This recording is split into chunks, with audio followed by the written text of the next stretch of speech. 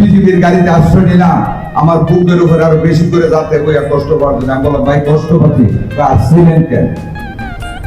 মাঝি, আমি একজন ক্যান্ডিডেট, আমি একজন মুক্তিযোদ্ধা, আমার বলে আমি কেন গেছি? আমি ভোট চাইতে গেছি কি আমার অপরাধ?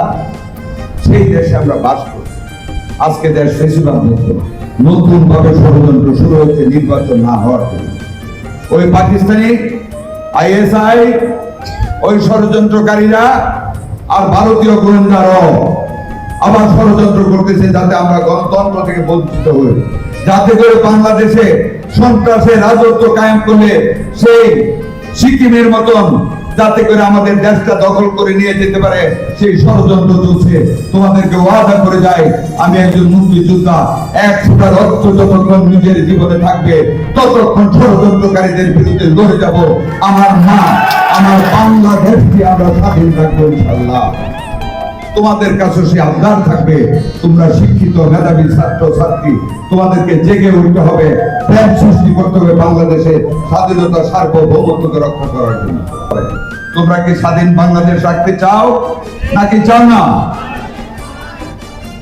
1971 সনে সেই পাকিস্তানের মওদুদি, তার অনুসারে জামাতে ইসলাম বাংলাদেশ, তাদের দলের নাম বাংলাদেশ জামাত ইসলামী না, জামাত ইসলাম বাংলাদেশ, তার মানে পাকিস্তানের জামাত ইসলামের শাখা।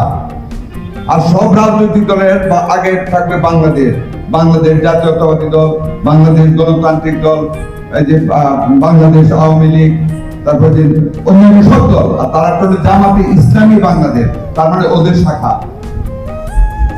দুঃখের সাথে বলতে হয়, সেই 71 সালে যখন আমার 2 লক্ষ মাকে ধর্ষণ করা হয়েছে পাকিস্তানি ক্যাম্পে, এই জামাত ইসলাম এবং তাদের ছাত্র সংগঠন তারা বিভিন্ন জায়গা থেকে সুন্দরী বধূ, সুন্দরী মেয়েদের, যুবতী মেয়েদের নিয়ে ধরে ধরে তারা আমাদের বুদ্ধিজীবীদের হত্যা করেছে বাংলাদেশকে বুদ্ধিজীবী মুক্ত করার জন্য। দেশকে স্বাধীন যাতে না করতে পারে ষড়যন্ত্র করেছে। আমরা যখন বিলোনি এবং হেজামারা সেক্টরে যুদ্ধ করি, রাত্রে যখন পাকিস্তানিদের হামলা করার জন্য যাইতাম, তারা যে রাজাকার রেখেছিল ঢোল বাজাইতো পাকিস্তানিরা যাতে বুঝে যে মুক্তি আছে, তাদেরকে মারো। How you are feeling? না ফিলিং, তুমি কেমন ভাবতেছো এটা? এই দেশটা যে স্বাধীন, আর ইউ ফিলিং প্রাউড? তোমরা কি গর্ববোধ করো দেশটা যে স্বাধীন?